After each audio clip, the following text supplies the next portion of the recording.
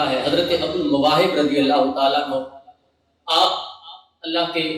برگزیدہ بندے، مقرر بندے تھے، نیک متقی پارسا آدمی تھے۔ ایک بار آپ کو نبی پاک علیہ السلام کا دیدار نصیب ہوا تو ارشاد فرمایا ہے ابو المواہب، قیامت والے دن تم میری امت میں سے 1,00,000 بندے کی شفاعت کرو گے،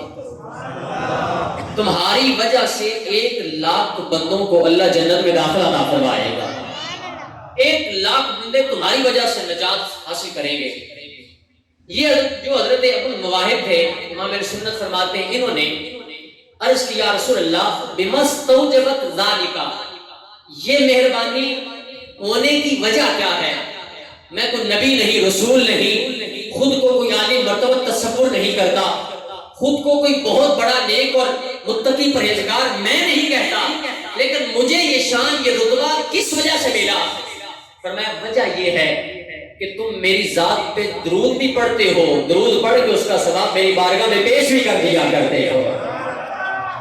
لہذا اس بنیاد پر اللہ تبارک و تعالیٰ تمہیں قیامت والے دن یہ رتبہ عطا فرمائے گا، تم رب کی بارگاہ میں گزارش کرتے چلے جاؤ گے، اللہ تمہاری وجہ سے 1,00,000 لوگوں کو جنت میں داخلہ عطا فرمائے گا۔ ہمیں بھی چاہیے کہ نبی پاک علیہ السلام کی ذات پر زیادہ سے زیادہ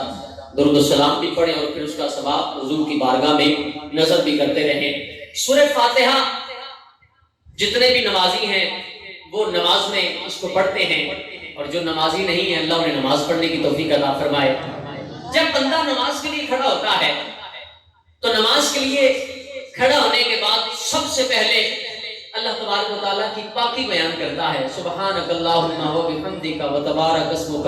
و تعالی جدک و لا الہ غیرک، پھر آگے تعوذ، تسمیہ،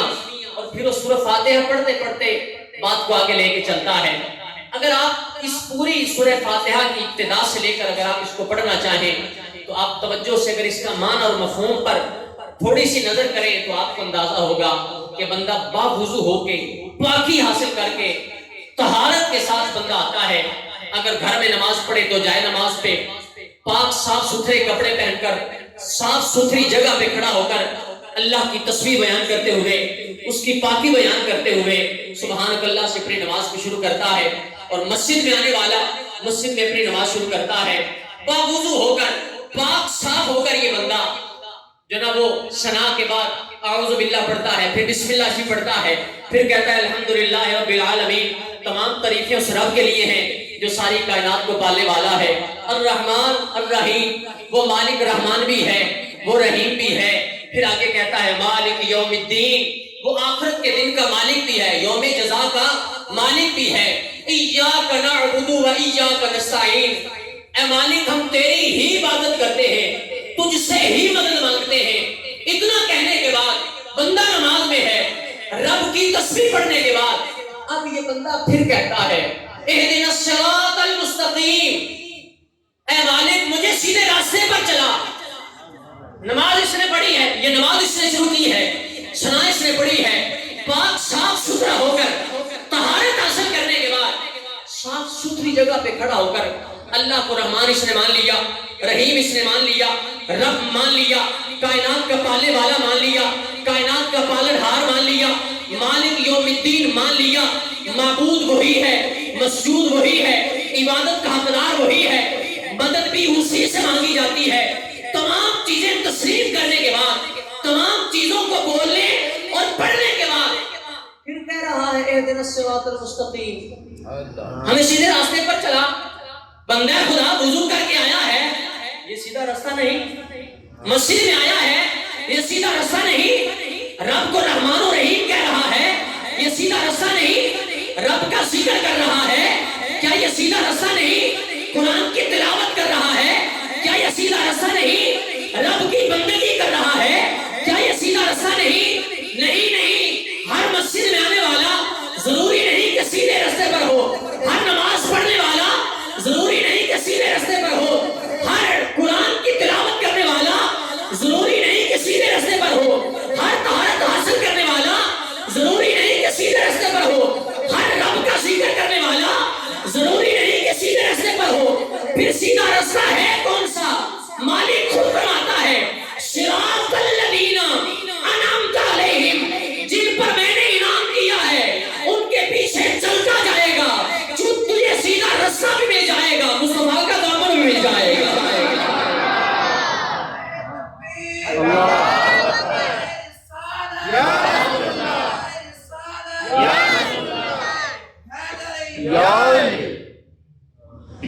اہدنا الصراط المستقیم، سیدھا رستہ،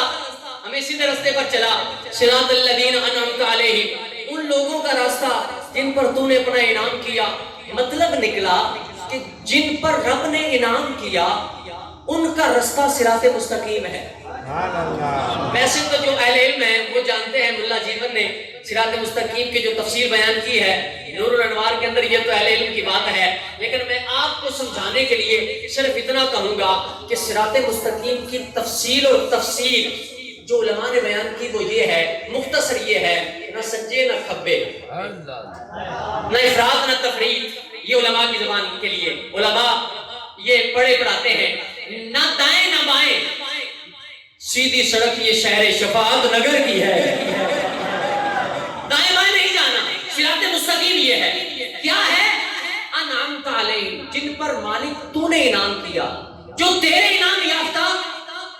ان کا رستہ صراط مستقیم ہے۔ اچھا یہ تو پتہ چل گیا کہ صرف نماز پڑھنے والا سیدھے رستے پہ ہو ضروری نہیں، لہذا اگر کوئی یہ کہے کہ فلاں بھی تو رب کا نام لیتا ہے، لیتا رہے، یزیدی خدا کا نام نہیں لیتے تھے، تو صرف رب کا نام لینے سے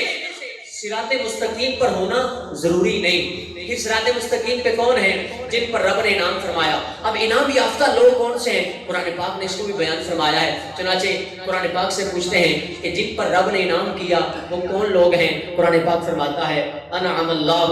علیہم من النبیین والصدیقین والشہداء والصالحین، رب کے انعام یافتہ نبی ہیں، رب کے انعام یافتہ صدیق ہیں، رب صدیقین ہیں، رب کے انعام یافتہ شہداء ہیں،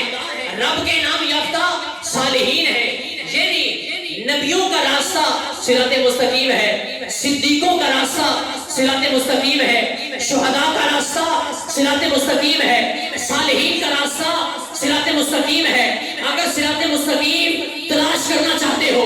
اگر سیدھے رستے پر چلنا چاہتے ہو تو پھر نبیوں کے رستے پہ چلنا ہوگا، یہ رستہ صراط مستقیم ہے۔ پھر صدیقوں کی راہ لینی ہوگی، یہ صراط مستقیم ہے۔ پھر شہداء کے پیچھے چلنا ہوگا، یہ صراط مستقیم ہے۔ پھر صالحین کی بات ماننی ہوگی، یہ صراط مستقیم ہے۔ تو معنی یہ نکلا جو جناب نبی کے پیچھے چلے گا وہ سیدھے راستے پر ہوگا، جو جناب صدیق کے پیچھے چلے گا وہ صراط مستقیم پہ ہوگا، جو جناب عمر کے راستے پر چلے گا وہ صراط مستقیم پہ ہوگا، جو جناب عثمان کے پیچھے چلے گا وہ صراط مستقیم پہ ہوگا، جو شیر خدا کے پیچھے چلے گا وہ صراط مستقیم پہ ہوگا، جو ابو ہریرہ کی اتباع کرے گا وہ صراط مستقیم پہ ہوگا، جو انس بن مالک کی غلامی کرے گا وہ صراط مستقیم پہ ہوگا، جو عبد الرحمن بن عوف سے محبت کرے گا وہ صراط مستقیم پہ ہوگا، جو حسن حسین کی پیروی کرے گا وہ صراط مستقیم پہ ہوگا، جو امام اعظم کی غلامی کرے گا وہ صراط مستقیم پہ ہوگا، جو امام مالک کی بات مانے گا وہ صراط مستقیم پہ ہوگا، جو امام شافعی کی غلامی کرے گا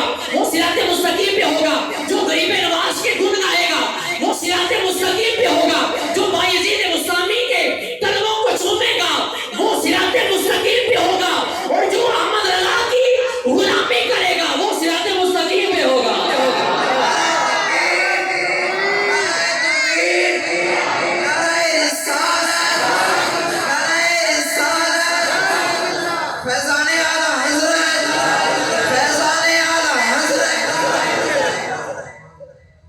کیونکہ صالحین نبیین کا دائرہ اس کے لیے تو حصر ہے، کی جا سکتی ہے، صدیقین کا دائرہ بھی بہت وسیع ہے، شہداء کا بھی دائرہ بہت وسیع ہے، لیکن ہو سکتا ہے کوئی یہ کہے کہ ہمیں کیا پتا صدیقین کون ہیں، شہداء کون ہیں، چلو نیک بندوں کا تو پتہ چل ہی جائے گا۔ تو صالحین کا دائرہ ہے بھی وسیع اور ہے بھی سمجھنے میں آسان ہے، تو جو صالحین کا رستہ ہے ان کے رستے پہ چلو گے تمہیں سیدھا رستہ بھی مل جائے گا، مصطفیٰ بھی مل جائیں گے، خدا بھی مل جائے گا۔